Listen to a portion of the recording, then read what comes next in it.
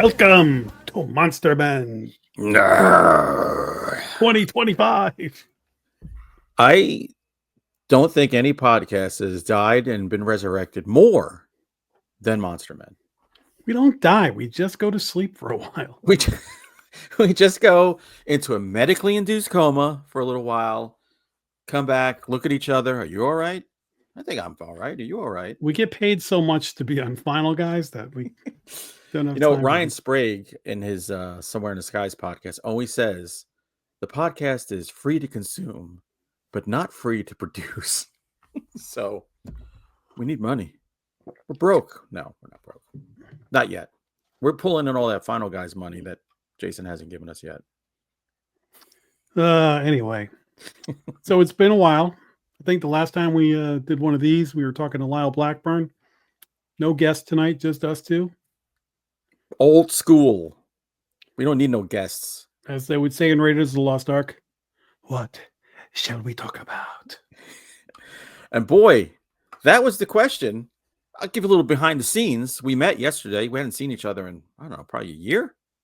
Physically, yeah. Different states. Said, hey, let's do Monster Men. And then put no thought into what we were going to do until we turned on the StreamYard. And by the way, that's the essence of Monster Men right there. So you're going to get off the We always said it's stuff. two horror fans sitting at a bar talking. Yesterday we were sitting at a bar and we didn't talk about horror for like 5 minutes. Nor did we drink alcohol. So these are the major changes since the last time we did the show. Yes. We did not go to rehab. Before anybody writes in and asks, we were not in rehab. It's just, I don't know, we're just getting older. And it gets harder to find a subject to talk about the more stuff you've accumulated. It's like when you've got, we've got so many movies, right? So when you want to watch a movie off your shelf, you're in paralysis mode because you're just staring at the movies. So kind of like that, try to pick a topic tonight. And right now, all my DVDs and Blu-rays and everything are packed up. I don't even have a player. So don't I go to watch a player? No, not right now. Well, I guess I could. No, I don't, because my computer doesn't have a. Oh my! I don't have one in my house. In the living room, we have like a 75-inch TV. I've never had anything that big before. I don't have a hookup for my Blu-ray player. I don't have a hookup for it, so I got to get one. And when I did pack everything up, I donated a bunch of older stuff. Yeah. Just purged, and I'm like, I wonder when I unpack everything again, am I going to be like, oh my God, what was I thinking? Or am I not even going to notice? What I did for a lot of our physical media, by the way, look at the episode we did on physical media. I put them all in these like boxes, but like the cloth boxes with handles. So when it was time for me to move, I just lifted the thing up. Didn't have to pack anything. Unagi. You're wicked smart. I am sometimes. But look, not to go back down that road of the physical media stuff, but there's nothing that pisses me off more when it's like, oh, I really want to watch The Shining, which I have the like 4K Blu-ray of. Oh, it's $4.99. Like, come on. They got 6 different platforms. Nobody's got The Shining for free. You know, I am guilty of this, and this is the worst. I'm sitting watching. Oh, I want to watch The Innkeepers. I have The Innkeepers right behind me. No, I'll rent it for like $3.99 on Prime or something because I just don't want to get up and look for it. I've been on that side of the coin too. That's pathetic. Like if my dad was alive, he would smack my head till it went all the way around like The Exorcist. But we have become so damn lazy. It's kind of scary. But what topic did we pick for tonight? So after ruminating, we said, hey, let's pick a director, a famous director, and go through his movie catalog and kind of debate what's our favorite movie out of the catalog. Of the things we've seen, we have not seen every movie by every director. So I threw out there Tobe Hooper, the legend, who I said, that's a fine choice. Passed away. I can't believe it's been 8 years. Oh my God. August will be 8 years ago. I remember him and Romero passed away. It seemed like, and Stuart Gordon. It just seemed like bang, bang, bang. We lost like 3 legends, and I felt like putting John Carpenter in bubble wrap and surrounding him by doctors and nurses to make sure he's okay. But I think cigarettes are keeping him going. So God bless you, John Carpenter. Hmm. But Tobe Hooper, I mean, his best stuff came out in the 70s and 80s when we were just forming our little horror selves. And his early stuff became like video store staples for us. And then by the time we hit the 80s, we were seeing the things in the theater. And I think that's a perfect guy to talk about. I just off the top of my head wrote down 4 Tobe Hooper movies that I'm like are like Hall of Fame for me. Like, I mean, it's easy to, I mean, he is a Hall of Famer. He's a the horror Mount Rushmore of directors has to be, you almost have to like do it by eras. I mean, It's too many. I mean, what gets? Should we just start with the obvious? I mean, what Yeah. makes him a Hall of Famer right off the bat is Texas Chainsaw Massacre. Yes, which is still amazing to watch. It doesn't age at all. And if you've seen it 10 times, 50 times, it's still as effective that 50th viewing as it was the first time around. I always expect. I don't watch a movie a ton, but it's one of my favorite horror movies of all time. Every time I do watch it, I always expect it to not be as good as I remembered it, and it's always like, oh no, this is just as good, if not better. Yeah, it feels like a movie you shouldn't have, you found in a dumpster and you popped it in. You're like, what the hell am I watching? And I will tell you, there is a sound in this movie that gets a visceral reaction. I literally get like the taint tingles. That camera in the beginning, that sound sets me off right away. I love it. Yeah. So the greatest moment of that movie for me is when Leatherface just whips open that steel door, Yes. whacks that guy, pulls him in, and closes it. Yeah. Which is like that. And I like that the movie taught you that you can hate somebody who's handicapped. That's right. Because the brother is so freaking annoying. You just want him to die. You think about it, it's Texas Chainsaw Massacre, but he whacks somebody with a hammer. I think in that scene I'm talking about. Yeah. And then like he throws another person on a meat hook. You know, it's like the movie Frogs. Nobody really died by frogs. We assume Ray Milland died by frogs at the very end. I would counter. Frogs the one where all the different animals are? Everything. Snakes. That's the one I was trying to think of on Final Guys recently. Snakes and spiders, anything but a frog. The frogs just kind of like hang. Yeah. But in the end, when Ray Milland is the last one left on the island and they're storming the castle. Oh, how do you get killed storming by the castles? The other thing about Texas Chainsaw Massacre that I remember made it so memorable was you had that wacky family. And when the grandfather that you thought was like a corpse suddenly starts moving and like when sucking on the girl's finger and stuff. Yeah. Oh, it's so sick. So I've told the story before, but probably years ago. When I was in high school, we had like a youth group thing, and we would like on a Friday night, everybody get together and watch a movie. And then me and my friend Tom would bring a horror movie to watch after. Right. And we brought Texas Chainsaw Massacre. And youth one of group, the bad Christians. The one of the leader guys came late, and so he comes in and he's like, "What are you guys watching?" And we said, "Macon County Line." So he sits down, and then all of a sudden, boom, he jumped up like in a ball. He's like, "This isn't Macon County Line."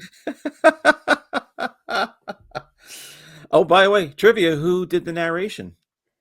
Do you remember? John. What's his name? I'll finish it because you got John Larroquette. Larroquette. I was going to say John Nightcourt. That's his superhero name, Johnny Nightcourt. Johnny Nightcourt over here. So that's all time. And I think that would make probably 90% of people's list their favorite Tobe Hooper movie. I think 90% of horror fans would say that's the number one. But I think my intro to Tobe Hooper is Poltergeist. Oh, that's your intro. Yeah, And I you got a mean, I very definitely saw controversial. Poltergeist before I saw Texas Chainsaw Massacre. I think I saw Texas Chainsaw Massacre as a kid in the movie theater in the drive-in. I'm pretty sure my dad took us to that. What year was Poltergeist? That's got to be I'm gonna say 83. Poltergeist. 82. It's close. Texas Chainsaw. 74. 74. Yeah. So I was probably 6. Sounds Wow. about right. Yeah, I didn't see Texas Chainsaw until I was in high school. I saw Poltergeist the day it came out.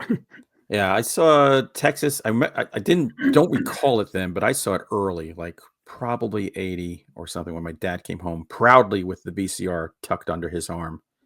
And my mother said, "How much did you spend for that?" "Shut up, Muriel." It plays movies. It plays movies. Poltergeist blew me the hell away.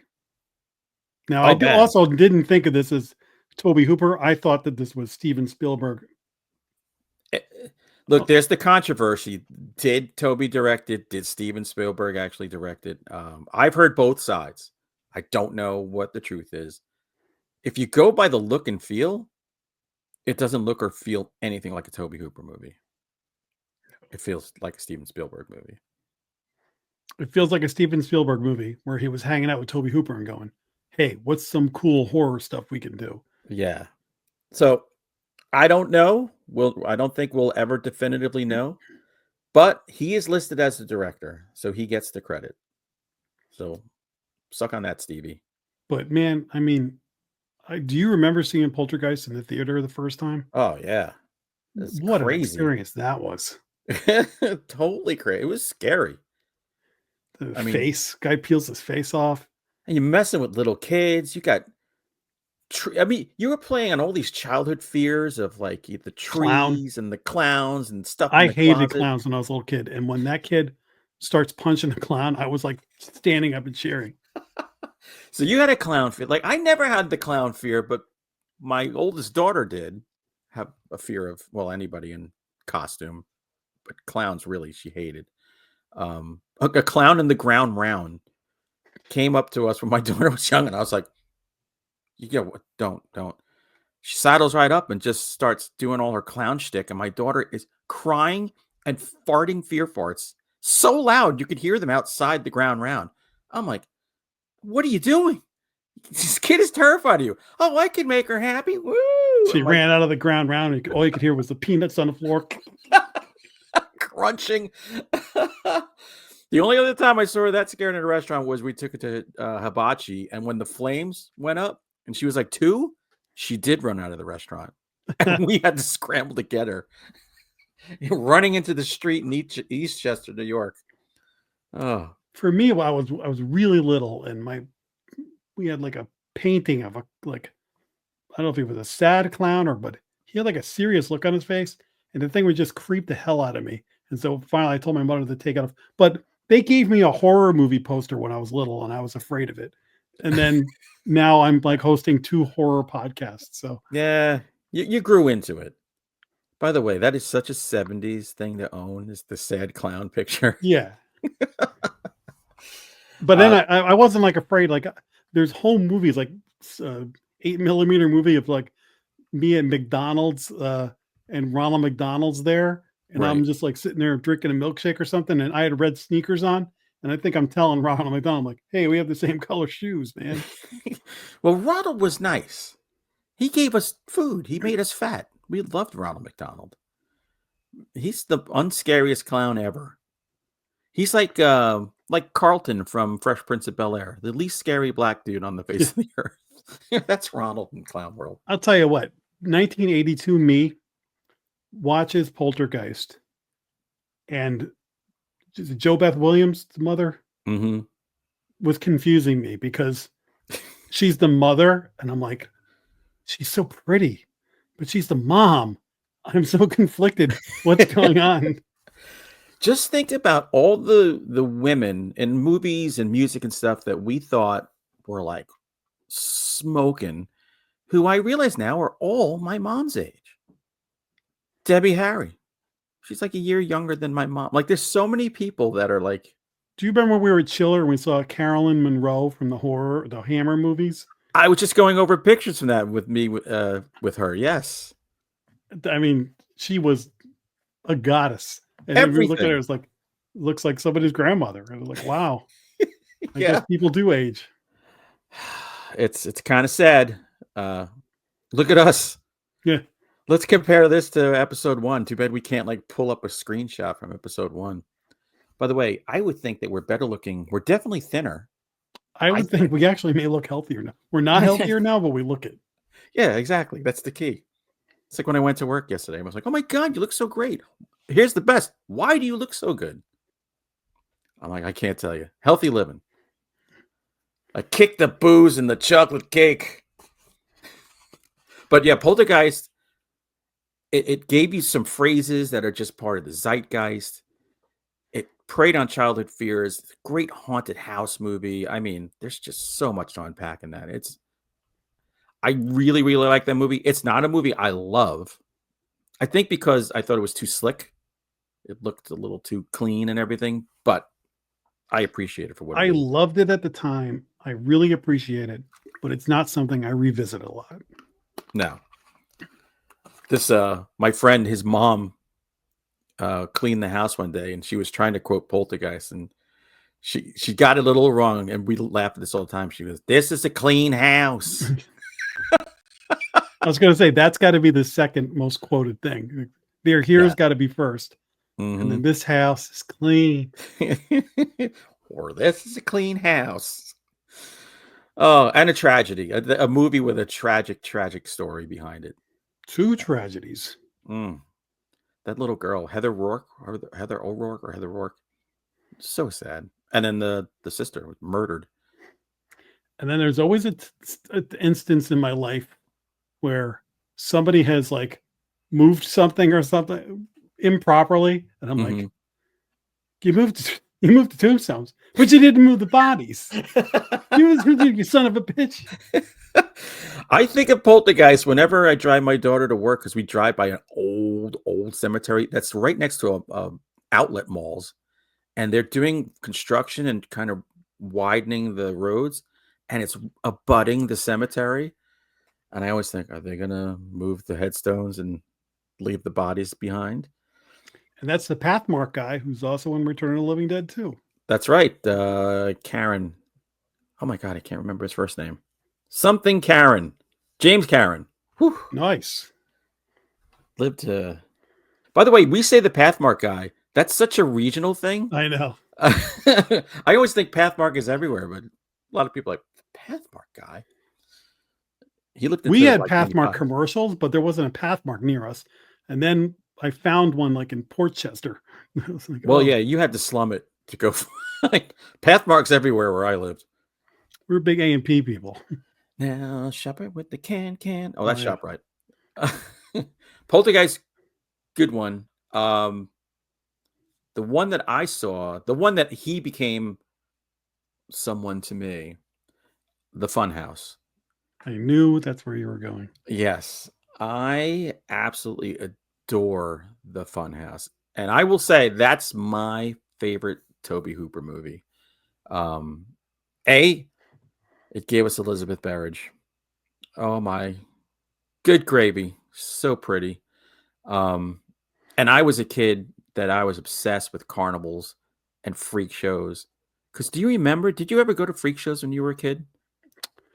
Not when I was younger. When I was like more like high school age, or it wasn't really. It was like it'd be a carnival, and there'd be like come see the freak show, and it would just be like some bull crap like stuff in a jar and stuff like that. Did you ever head down to the Westchester County Fair that used to be held at Yonkers? Oh, so they'd have rides, and as they would say, rides and attractions, non-stop action.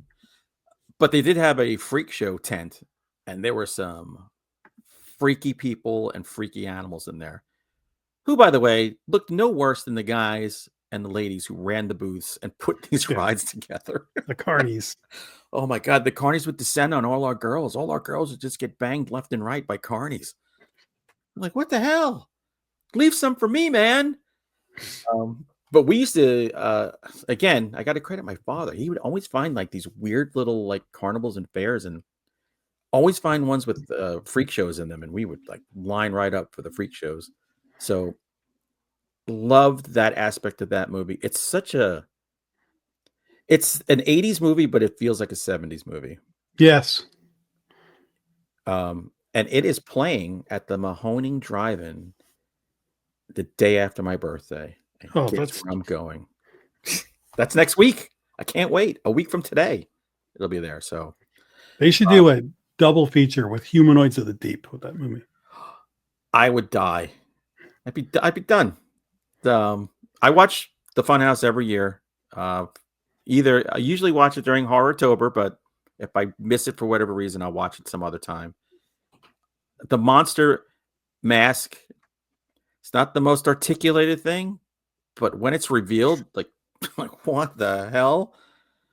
You get to see Sylvia Miles giving a hand job with her giant chest, dressed as a fortune teller. Here's, to me though, the true horror of that movie is everything that happens to the little boy. He has the worst night of anybody in horror movie history that lives to tell the tale. Because he goes, first of all, strange, his daughter's in the shower and he has no problem ripping that shower curtain and stabbing her with a plastic knife, seeing her nakedness. Bizarre. She goes off on him. He follows her out to the carnival. He gets accosted by an old man who pulls a gun on him in the car, makes the kid shit himself. He goes to the carnival. He's got homeless people grabbing at him. And then he ends up with the guy, one of the carny guys, who's possibly a pedophile, who takes him into his little trailer and gets the parents to come back. But the interaction is so bizarre. You're like, I think he touched him. I think that boy's been touched. And he's getting picked up by his confused dad and his drunk mom. That movie to me is perfection. And then you got a Kennedy guy who plays the father of the freak, but he also plays different carnival barkers in the movie. Not George Kennedy, is it? No, Kevin Kennedy or something like that. JF Kennedy? Era, you shall come see the freaks. He does like the peep show girls. He does the carnival ride. So he plays multiple roles. I adore I don't know this movie half as well as you do. So I could talk about this freaking movie all day. I think I've got it on VHS, Blu-ray, and DVD. And that's one of those movies where if I feel like I can't find it, I will rent it. So that's your comfort movie from him. That's to me, you're not going to get any better. Can you guess mine? All right, so it's not Poltergeist, and it's not the Funhouse or the Texas Chain Saw Massacre. I mean, are we going to go dirty? Is it Life Force? No, it's not. Oh, I'm going to give you a hint. It's Vampire actually movie. a TV miniseries. Oh, Salem's Lot. Exactly. Which I was consider close. it a movie that was shown in 2 nights. Yeah. The best version. Yes. I started watching that new one. Oh, And like 10 minutes in, I'm like, no. you know, listen, the original Salem's Lot is one of my favorite vampire things. And when I need something just to put on and make me feel Chill. like, I love it. I watch it. That's like one I watch, if not every year, every other year. Do you think that's the movie that got you into vampires? Like made you? No, I was into it way, but Kolchak and Hammer and stuff. Oh, okay. Growing up in the 70s, there was a lot of vampire stuff. There sure was. I don't know why it didn't hit with me. So Salem's Lot, though, I remember the first night they showed it, and like everybody the next day was like, "Holy crap!" And then the second night, like it was the most anticipated thing, and it was great because when we were watching it, we were equally like amused by like, "Oh, it's David Soul, the Starsky and Hutch guy, whatever."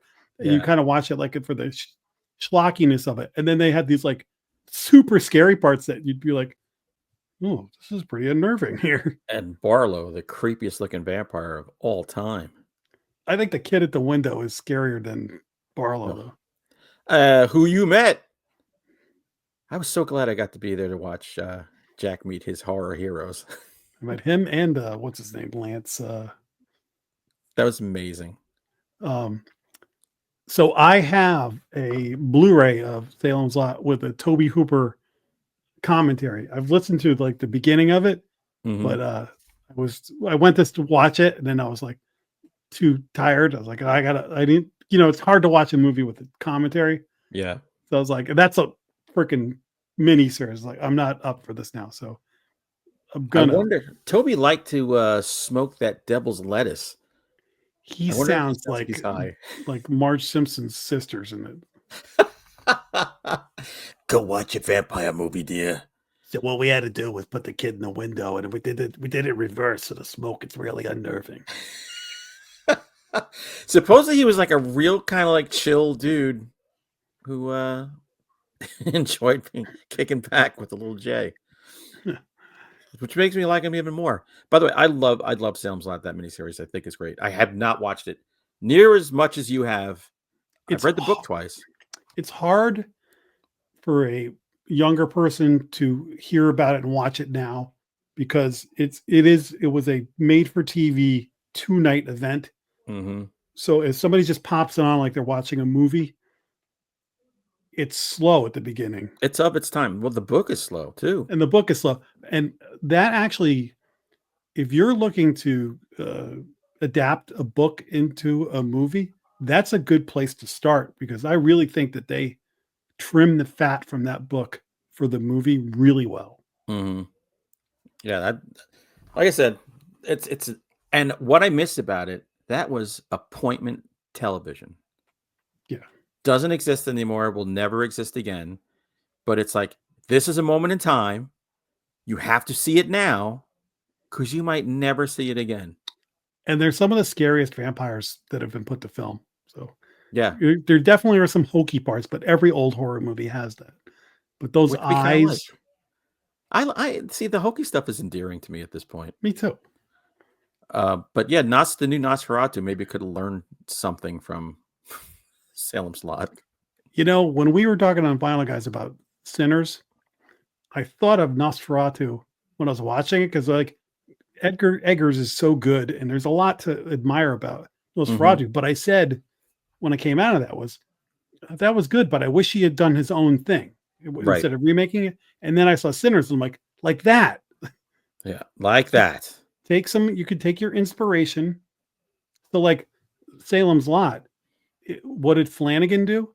You could see the Midnight Mass is, complete inspiration by Salem's Lot, but instead instead of remaking Salem's Lot, he made something that a modern audience could enjoy without being like comparing it to the original one. Yeah, it may have made a classic. Oh, so good. He took a classic as an inspiration and made his own classic. That guy is, I don't know what the hell. He's spinning gold, man. But back to Toby, and speaking of vampires, you did mention Life Force. I mean, if you want to perv out, that's the best vampire perv movie ever made. She's not ugly, I'll say that. I mean, a vampire from space coming down without any clothes to wreak havoc on our poor, unsuspecting planet. Here's the thing. If you're at your horror convention and everybody's sitting around the table and the topic comes up of the hottest chick in horror or the hottest alien, Natasha Henstridge is going to come up and she deserves to be up there. But nobody remembers this one. Matilda May. By the way, you know who wrote that? Dan O'Bannon. Really? Yeah. I mean, it's an all-star. Steve Railsback is in it. But look, those men of a certain age and women of a certain age. Patrick Stewart's in that. Yes. He was also in Excalibur. Do you remember he was in Excalibur? I didn't remember until I saw something where I was like, wait, Liam Neeson? And yeah. I need to rewatch that movie. That movie was my favorite movie of all time until The Big Lebowski came and knocked it down a peg. To me, The Big Lebowski is best ever. It's so funny though. Like my favorite movies of all time are not horror. But yeah, I think Life Force Boy. It's goofy as hell. It's cheesy, but it has to be seen to be believed. We did a whole episode of Final Guys on Life Force. I love that movie. That is such a. What year was that? That's got to be 80s, right? It was 80s. It was 85. Yeah, that's like if you're going on an 80s kick, you start there. There's the like alien cadaver or whatever. There's a cadaver scene in that reminiscent of Return of the Living Dead. Oh yes. Yeah. You know what? Return of the Living Dead now I realize stole it. Thieves. Was that first? Yeah. And by the way, Dan O'Bannon did both. Oh, no wonder it looks the same. There we go. Look at that. We've put something together that probably a lot of people have done already. But it's fun to watch too. Yeah, you idiots. Oh, don't write your letters. We're not going to read them. So yeah, Life Force to me is one hell of an enjoyable vampire movie. A little long. A little bit. But there are things that pop up every now and then to go, oh, my interest is piqued once again. We are getting close to the limit of how many Tobe Hooper movies I've seen. Uh-oh. I think we might be, well, I mean, there is also TCM2. Yes, there's that. Which, that's divisive. You like that one better than I do. I like it because at the time when it came out, I was also studying to be a radio DJ because WKRP did it for me. So anything to do with DJs, I liked. And I wanted to be Dr. Johnny Fever without doing the drugs somehow. I wanted to be Herb Tarlick. At least you didn't want to be Les Nessman. To be honest with you, I'm the most like Les Nessman because whenever I work in an office and I don't have walls, I like put the tape down like these are walls. You got to have that. Put the Band-Aids on your fingers. And you do the news on Final Guys. It's true. You're Les Nessman. I think Jason's more like Herb Tarlick. We're going to make him Herb. And Chad will be Venus Flytrap. I'm more like the boss. Gordon Jump. Is that Gordon Jump. So yeah, you got Texas Chainsaw Massacre 2, which is more of a comedy. Definitely a comedy. Dennis Hopper, Chop Top Mosley. I mean, I think it's a fun movie. Again, it's a little long, but I like every Texas Chainsaw movie. I like them all, even the bad ones. There's something I appreciate about them. So I think that's a good sequel. Did you ever see Invaders from Mars? I don't think I have. Oh, you got to watch that. I was just looking at the list and I was like, I feel like that's one of those ones that I just always assumed I would get around to. And I saw so many movies like it. Yeah. But I don't think I've ever actually seen it. That's one, because look, you and I grew up watching like the old like sci-fi horror movies from the 50s and stuff. So this is a throwback to that. There's a patina to the movie that makes it look like it's from the 50s. It's the whole paranoia. Hey, don't believe that kid. He's just a kid. What does he know? And when you're a kid, you're going, yeah, you stupid parents. Get what you deserve. Until they take your mommy away, then you cry. That's a very good movie. Nobody ever talks about that. Either as a movie or as part of Tobe Hooper's oeuvre. Well, when you just said it, when we pulled up this list, I was surprised. I was like, oh, I didn't even realize that was him. Yeah.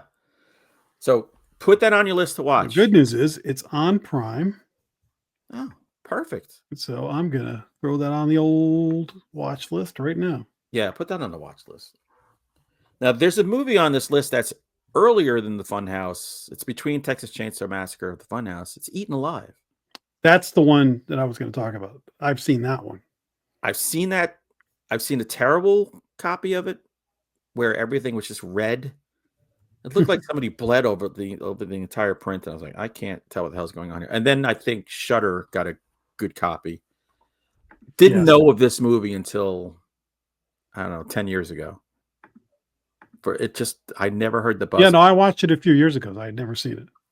I mean, great. I love movies with crocodiles. Young Robert England. Yeah. The strangest motel you'll ever want to check into. It's got the girl from Texas Chainsaw Massacre. She's in Oh, it. geez. Who's passed away, sadly. That's a movie I don't ever hear. I never hear people talking about it. No, and you'd think it would get more because there's only a handful of like notable alligator crocodile movies. Yeah, he did a movie later called Crocodile. Later in his I don't know if career. I saw that one. I didn't see that one. Year 2000. And by the way, we looked at movies that came out in the year 2000. You could sink it with a missile that whole year.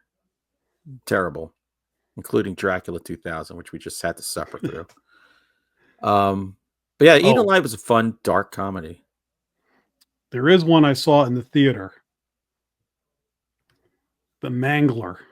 Oh, The Mangler. And I did To not me, like that's it. like the end of Toby. I was as all Toby. fired up. It was like Tobe Hooper. It's got Robert England and Buffalo Bill. Mm-hmm. And I was like, oh wow, that movie hurt. I haven't seen that movie probably since it came out.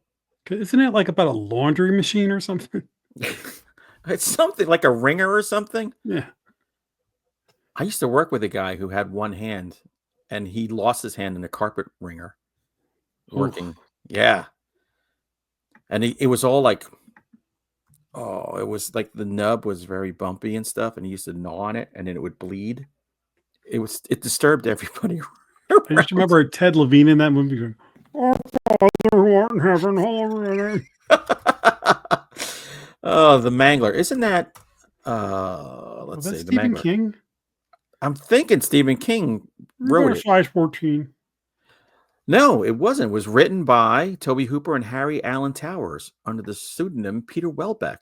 It's based on Stephen King's short movie. Okay. I know That's a Night Shift. somewhere. Short story, I should say. You know what? I gotta watch this again. I was going to say, I kind of now I want to revisit it. You know what the good thing is? Now, this is why I'm glad we're doing the show, because, you know, when we have to do Final Guys, I'm always going, man, what movie do I watch?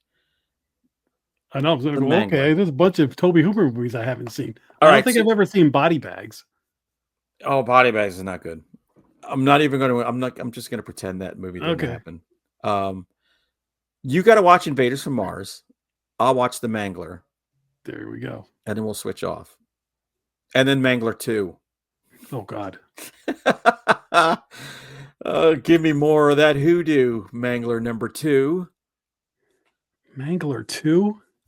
Yeah, there's a 2. Why? Well, Mangler 1 must have made some money. It's very hard to lose money in horror. Also, the video store was the original We Need Content. So Yeah. Mangler is a recognizable name. If they made it for this much and figured we only have to sell, like, we only have to rent it, 100 times to make our money back. Nothing has changed. The model for horror has not changed. Very Mangler low 2 would be entry. Tubieville. Yeah, but horror is a low risk. The thing is, horror fans will see just about everything. You're not going to see that with thriller fans. And thriller fans, how many movies do they get actually in a year? They don't get that many. I think if you flooded the market with 200 thriller movies, the whole thing would collapse. Whereas I don't think you can put out enough horror movies. It gets consumed. We picked the greatest genre to hook our talons into. The only thing about it is we were lucky enough to live through the 80s where practical effects really came into their own. So a low budget made for, direct to video kind of thing Yeah. could entertain you just with schlocky practical effects. And then as you got into the 90s, it started to be a combination of practical effects and super bad CGI. super. Whereas there was plenty of bad CGI in the 70s and 80s, but you sort of just rolled with it because that was the best they could do. Then all of a sudden, when you started getting creeping all the way into like now it's just the CG and there's no more practical, and you're like, oh, this isn't like as fun anymore. It's so funny. It's like a handing of the baton. So like you and I, we grew up in the 80s, partied in the 80s, and consumed all the straight to video stuff where people were trying new things, stuff we'd never seen before. It was outlandish, and they were just throwing everything against the wall. And we took it all because we lived in the video store and we lived for that stuff. Then, like you said, you get to the 90s, you get schlock like Lawnmower Man, which my wife just asked me. She goes, "You love that movie, right?" I'm like, "Are you high? Do we have to get divorced?" No, nobody likes that movie. But maybe Tim Meyer does.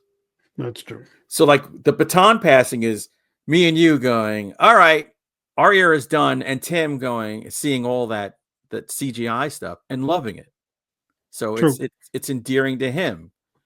So it's fine. It's like whatever you grew up with, you just fall in love with. And it just Sci-Fi Channel figured out the low budget, oh my God, like just mass produce, pump it out, make they it were funny, put Carrot Top in it.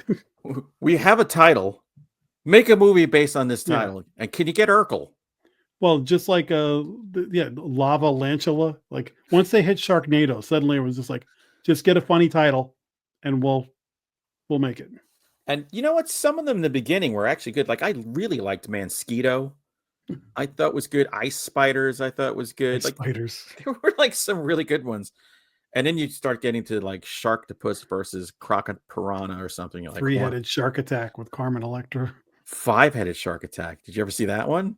I've lost track of how many. It's like three-headed Shark Attack, except it has 5 heads. And by the way, Carmen Electra still looks smoking and should be in more movies.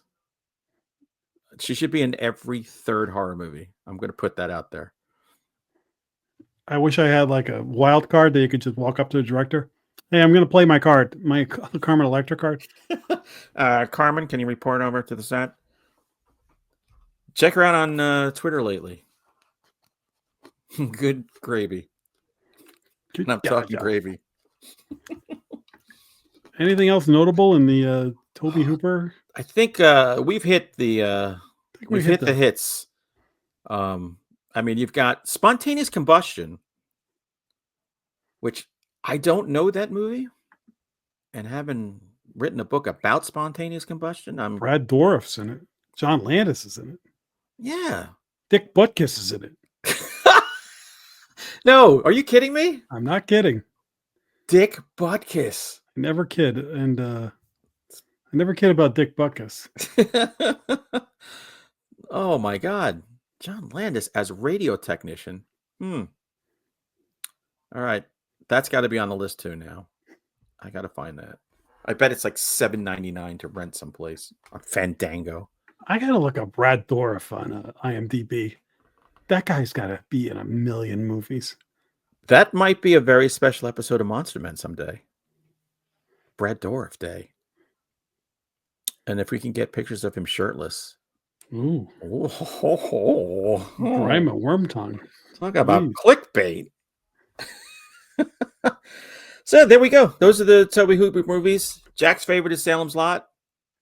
Mine is the Funhouse. Let me ask you one quick question, because when I first discovered him, I thought it was Tobe Hooper. Oh, I called him Tobe Hooper for years. It wasn't until like the birth of the internet. Really, that somebody could correct me. Oh, Toby. Well, he spelled his name wrong. Stupid.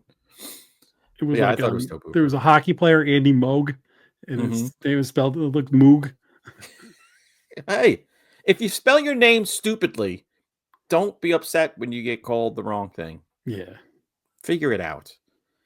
So, man, it's been good to be back. Good to be back. Thanks, Tobe Hooper. Good job, Toby. Yeah. Good job, Tobe. We'll take on more dead directors in future episodes. I will tell you this, Jack. I've been talking to author Matt Serafini which I believe you met. He's Adam Caesar's friend. I feel like I did, but I'm sure you've met him. But he has a new book coming out this month with a major publisher distribution. So he asked to come on the show. And I almost said, we don't do this anymore. But no, now we have a reason to come back. So I'm going to set up some time and we'll have him next. excellent. Book's coming out any day now, and I can't wait to read it. Well, if you want to promote a book, this is the place. That's right. And by the way, if you want to, Jack, if you want to come on the road, I'm doing a cryptozoology conference with Lyle Blackburn and Where's that? in New Jersey, somewhere in New Jersey. When's that? It's going to be June 7th. Dr. Jeff Meldrum will be there, like heavy hitters. So pencil me in for that. yeah, maybe film that. We can make an episode out of the cryptozoology conference. You don't have to answer this now, but is this a drivable or is this a roomable? It's drivable. It's probably equidistant from both of us. So it's like chiller range? Yeah, exactly. Okay.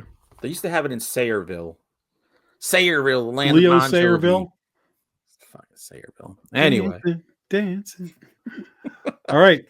That's enough for Tobe Hooper. Thank you, sir. And everybody else, we'll see you next time on Monster Men.